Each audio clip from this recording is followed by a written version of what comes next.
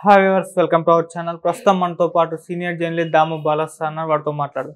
నమస్కారం సార్. నమస్తే సార్, ఒక ఎస్సీ గురుకుల పాఠశాలకు చెందిన వైష్ణవి అనే ఒక అమ్మాయి సూసైడ్ చేసుకొని చనిపోయింది సార్. మనం రీసెంట్గా చూస్తున్నాం, భువనగిరిలో ఒక ఇష్యూ జరిగింది. ఇద్దరు స్టూడెంట్స్ ఆత్మహత్య చేసుకొని చనిపోయారు. సేమ్ అదే పద్ధతిలో ఈమె చనిపోవడం జరిగింది.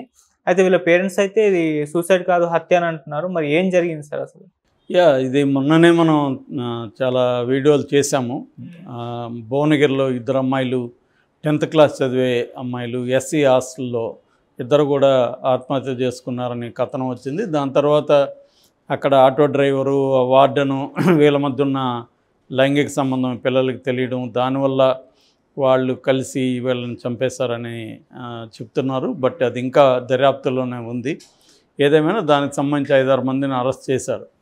సో ఇప్పుడు అదే పద్ధతిలో ఇక్కడ సూర్యాపేట దగ్గర ఇమాంపేట అని ఉంది. ఆ ఇమాంపేటలో ఎస్సీ వెల్ఫేర్ హాస్టల్ ఉంది. అందులో ఇంటర్మీడియట్ చదువుతున్న 17 ఏళ్ల దగ్గుపాటి వైష్ణవి అనే అమ్మాయి శనివారం రాత్రి ఆత్మహత్య చేసుకుని చనిపోయింది. అంతకుముందే ఫేర్వెల్ పార్టీలో అమ్మాయి నవ్వుతూ దాంట్లో పార్టిసిపేట్ చేసింది, యాక్టివ్గా పాల్గొనింది. ఆ అమ్మాయి ఆత్మహత్య చేసుకోవడంతో అందరూ షాక్ అయ్యారు. బట్ వాళ్ళ నాన్న దగ్గుపాటి వెంకన్న, వాళ్ళమ్మ దగ్గుపాటి భాగ్యమ్మ ఇద్దరు కూడా ఏం చెప్తున్నారంటే, మా అమ్మాయి ఆత్మహత్య చేసుకునే టైపే కాదు, సరదాగా హ్యాపీగా ఉండే అమ్మాయి. ఆ అమ్మాయి ఆత్మహత్య చేసుకుంటుందంటే మేము నమ్మము, ఇది ఖచ్చితంగా హత్యే అని వాళ్ళు చెప్తున్నారు. దానికి ఒక కారణం కూడా చెప్తున్నారు. అదేంటంటే ఈ మధ్యనే అమ్మాయి వాళ్ళ ఊరికి వెళ్ళినప్పుడు అక్కడ పెరుమాళ్ళ అన్నపూర్ణ అని మున్సిపల్ చైర్పర్సన్ కలిసింది. ఆమె అడిగింది, ఎలా ఉందమ్మా మీ హాస్టల్లో, మీ గురుకుల పాఠశాలలో ఎట్లా ఉంది పరిస్థితులు ఏమని అడిగితే, ఫుడ్ బాగా ఉండదు మేడం అని ఈమె మా పాప చెప్పింది. దాంతో ఆమె పెరుమల్ల అన్నపూర్ణ ఈ గురుకుల పాఠశాల ప్రిన్సిపాల్కి ఫోన్ చేసి గట్టిగా మందలించింది. ఎందుకు బాగా పెట్టట్లేదు, పురుగులు ఉంటాయంట కదా, అన్నంలో పురుగులు పెట్టడం ఏంటి పిల్లలకి, వాటిని మంచిగా మనుషులను పెట్టి చెరిగించి నీట్గా పెట్టండి, మీరు తింటారా ఇలాంటి పురుగులు మీ ఇంట్లో, పిల్లలు వేరే వాళ్ళ పిల్లలకి ఎలా పెడతారు మీరు, ఇలాగా గట్టిగా మందలించింది. అప్పటి నుంచి ఈ అమ్మాయి కంప్లైంట్ చేసిందని చెప్పి ఈ అమ్మాయిని ప్రిన్సిపాల్ వేధిస్తూ ఉంది. సో ఈ వేధింపుల కారణంగానే ఈ అమ్మాయి ఒకవేళ చనిపోయి ఉండాలి, లేదా వాళ్లే చంపేసి ఈ అమ్మాయిని ఆత్మహత్య చేసుకుందని చెప్తున్నారు. మామూలుగా అయితే ఈ అమ్మాయి ఆత్మహత్య చేసుకునే లక్షణాలు ఇవి లేవు అనేది వీళ్ళ పేరెంట్స్ ఇప్పుడు మీడియాకి చెప్తున్నారు. పోలీసులు దీని మీద విచారణ చేస్తున్నారు. ఇది ఇంకా డీటెయిల్స్ తెలియాల్సి ఉంది. అయితే మామూలుగానే మనకి ఎస్సీ బీసీ హాస్టళ్లలో ఇట్లాంటి కామనే పురుగులు. ఎందుకంటే వాళ్ళు అక్కడ పనిచేసే వార్డర్లకు కానీ వాళ్ళకందరికీ ఎటువంటి అభిప్రాయం ఉంటుందంటే, వీళ్ళు ఎస్సీలను అయితే వీళ్ళు దేవుని బిడ్డలు, వీళ్ళకి గవర్నమెంట్ ఫ్రీగా పెడతా ఉంది అన్న ఒక అకారణమైన ద్వేషం ఉంటుంది వాళ్ళకి. మా పిల్లలకి మేము ఇంతంత ఖర్చు పెడుతున్నాం, మీకు అన్నీ ఫ్రీగా ఇస్తుంది గవర్నమెంటు, ఇలాంటి ఒక దళితుల మీద ఉంటుంది. ఎందుకంటే వీళ్ళు దళితులకి రిజర్వేషన్లు ఉన్నాయి, తర్వాత ఇట్లా ఫ్రీగా గవర్నమెంట్ ఇస్తుంది అన్న ఒక జలసీ ఎక్కువ మందిలో ఉంటుంది. అదొకటి. రెండోది, జనరల్గానే కరప్షన్ ఉంటుంది అక్కడ. ఎందుకంటే పిల్లల్లో అడిగేవాళ్ళు ఉండరు. యూనియన్స్ కూడా అక్కడ ఇంతకుముందు ఉన్న అంత స్ట్రాంగ్గా స్టూడెంట్ యూనియన్స్ ఉండవు. ఇంతకుముందు స్టూడెంట్స్ యూనియన్స్ ఉండి వీళ్ళ తరపున గురుకుల పాఠశాల వీటిలో చేసేవాళ్ళు.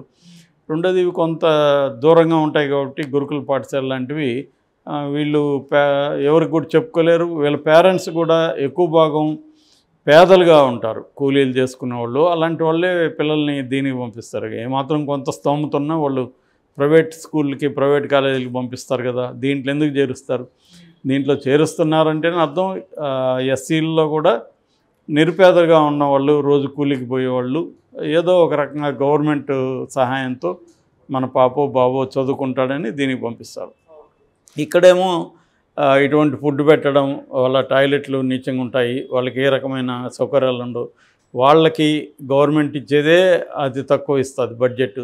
దాంట్లో వీళ్ళు వార్డర్లు, ప్రిన్సిపాళ్ళు దాంట్లో కాజేసి వాళ్ళకి సరిగా పెట్టకపోవడం, ఎవరైనా ఏదైనా అడిగితే వాళ్ళని రకరకాల పద్ధతుల్లో టార్చర్ చేయడం, హింసకి గురి చేయడం, ఇది వాళ్ళు ఎవరికి చెప్పుకోలేరు, ఓన్లీ పేరెంట్స్కి చెప్పుకుంటారు.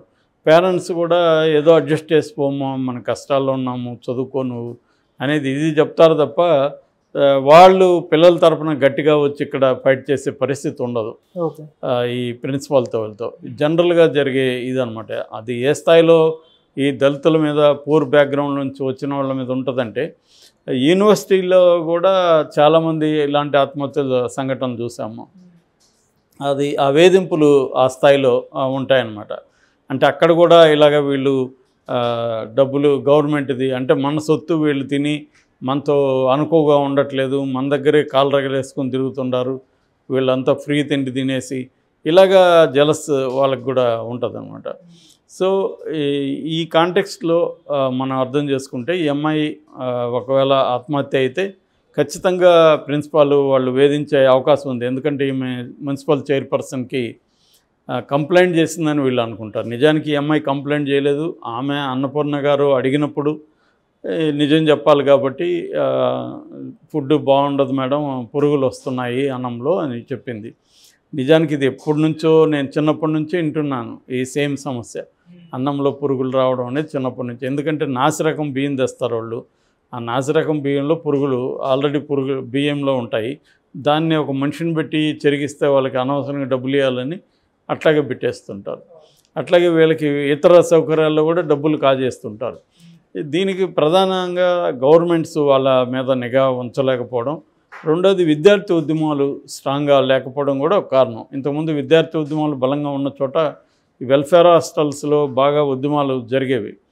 ఎందుకంటే వాళ్ళు ఇది మా హక్కు, రాజ్యాంగం కల్పించిన రిజర్వేషన్లు, అందులో భాగంగా మాకు పెడుతున్నారు, సో ఇది మా హక్కు. రెండోది వీళ్ళు చదువుకుంటే ఇదంతా కూడా హ్యూమన్ రిసోర్స్ మీద ఇన్వెస్ట్మెంట్. నిజానికి కంట్రీకి వీళ్ళ మీద పెట్టేది ఏమి, ఎడ్యుకేషన్ మీద పెట్టేది ఎంత, చాలామంది ఉచిత పథకాల్లో ఎడ్యుకేషన్ని హెల్త్ని చేర్చేసి మాట్లాడుతుంటారు. నిజానికి ఆ రెండు పక్కన పెట్టాలి.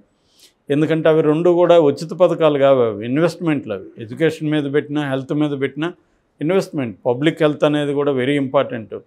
సో అలాగా ఎడ్యుకేషన్ మీద కూడా పెట్టడం ఇంపార్టెంట్. ఎందుకంటే రేపు పొద్దున వీళ్ళు ఇక్కడ నుంచి అనేక రంగాల్లోకి వెళ్తున్నారు. ట్రైన్ మనం మామూలుగానే స్కిల్ డెవలప్మెంట్ పేరుతో మల్టీబిలియన్ క్రోర్స్ ఖర్చు పెడుతున్నాం.